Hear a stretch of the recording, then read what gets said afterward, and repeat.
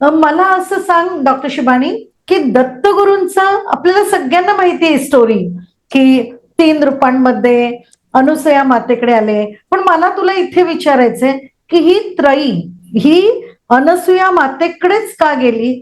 अत्री ऋषीच का निवडले?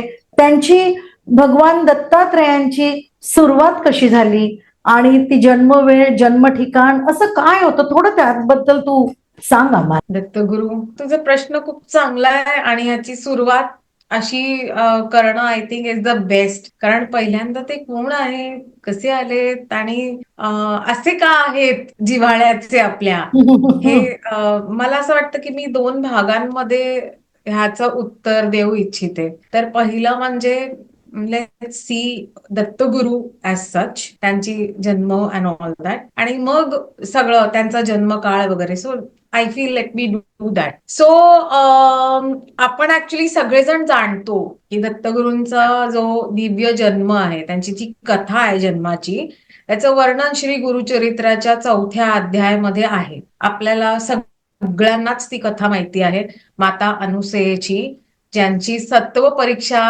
घेण्यासाठी त्रिदेव खालती आले.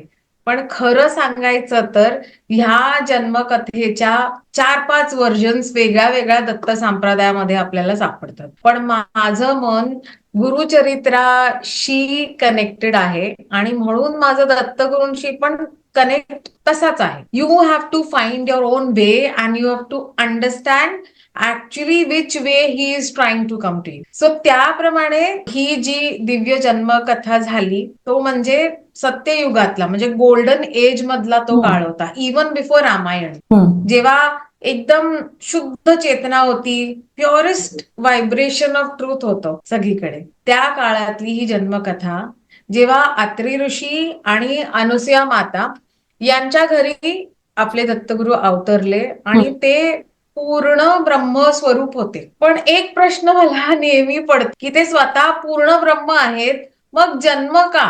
हम्म. ते तर तसं पण येऊच शकले असते ना, मग असं का आले? आणि अत्री अनुसया हे डिवाइन कपलच त्यांनी चूज का केलं पेरेंट्स